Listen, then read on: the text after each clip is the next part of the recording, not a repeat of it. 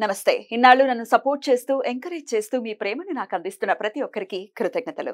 అలాగే ఈ వీడియో కూడా ఖచ్చితంగా మీకు ఉపయోగపడుతుంది. లైక్, షేర్ అండ్ సబ్స్క్రైబ్ చేసి మీ సపోర్ట్‌ని నాకు అందించండి. అలాగే ఈ వీడియో పట్ల మీకున్న అభిప్రాయాన్ని కామెంట్ సెక్షన్‌లో కామెంట్ చేసి తెలియజేయండి. ఇప్పుడు వీడియోని చూద్దాం. నమస్కారం. రేపటి విశిష్టతని ఒకసారి చూద్దాం. రేపు 20వ తారీఖు ఆగస్ట్ నెల 2024వ సంవత్సరం మంగళవారం. శ్రీ క్రోధినామ సంవత్సరం దక్షిణాయనం వర్ష ఋతువు. రేపు శ్రావణ మాస బహుళపక్ష పాడ్యమి తిథి సాయంత్రం 8:55 వరకు, తదుపరి బహుళపక్ష వివియ తిథి. శతభిష నక్షత్రం రాత్రి 3:09 వరకు, తదుపరి పూర్వభద్ర నక్షత్రం. అతిగండ యోగం రాత్రి 8:55 వరకు, తదుపరి సుకర్మ యోగం.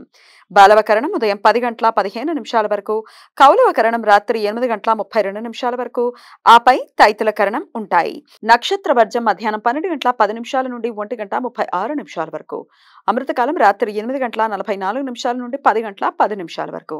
హైదరాబాద్ ప్రాంతం వారికి రేపు సూర్యోదయం ఉదయం 6 గంటలకు, సూర్యాస్తమయం సాయంత్రం 6:38, చంద్రోదయం సాయంత్రం 7:19, చంద్రాస్తమయం ఉదయం 6:21.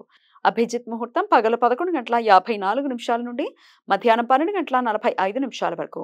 దుర్ముహూర్తం ఉదయం 8:32 నుండి 9:22 వరకు. మరలా రాత్రి 11:11 నుండి 11:57 వరకు. రాహుకాలం మధ్యాహ్నం 3:29 నుండి సాయంత్రం 5:04 వరకు.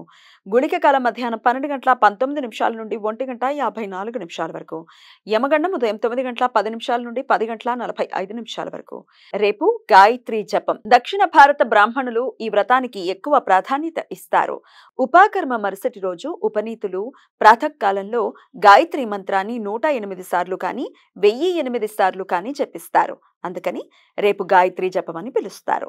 వైష్ణవ సాంప్రదాయం ప్రకారం రేపు ఇష్టి అన్వాదానం రోజు వైష్ణవులు ఉపవాసం ఉండి రేపు ఇష్టి రోజు యజ్ఞం చేస్తారు. రేపు శ్రావణ మాసంలో వచ్చే 3వ మంగళవారం. 3వ మంగళ గౌరీ వ్రతం. వివాహిత స్త్రీలు, ముఖ్యంగా కొత్తగా పెళ్లైన వారు శ్రావణ మాసంలో వచ్చే అన్ని మంగళవారాల్లో తమ వైవాహిక జీవితం, దాంపత్య జీవితం బాగుండాలని దుర్గాదేవిని పూజిస్తారు.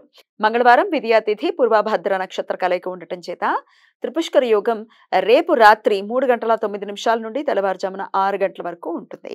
ఈ సమయంలో చేసే ప్రతి పని జీవితంలో మరలా 3 పర్యాయాలు చేయాల్సిన సందర్భాలు ఏర్పడతాయి. కాబట్టి ఈ సమయంలో ఎటువంటి అశుభ పనులు చేయకుండా జాగ్రత్తలు తీసుకోవాలి. ఈ సమయంలో బంగారం, వెండి, వజ్రాలు, స్థిరాస్తులు, వాహనాలు కొనుగోలు చేయడానికి అనుకూలం.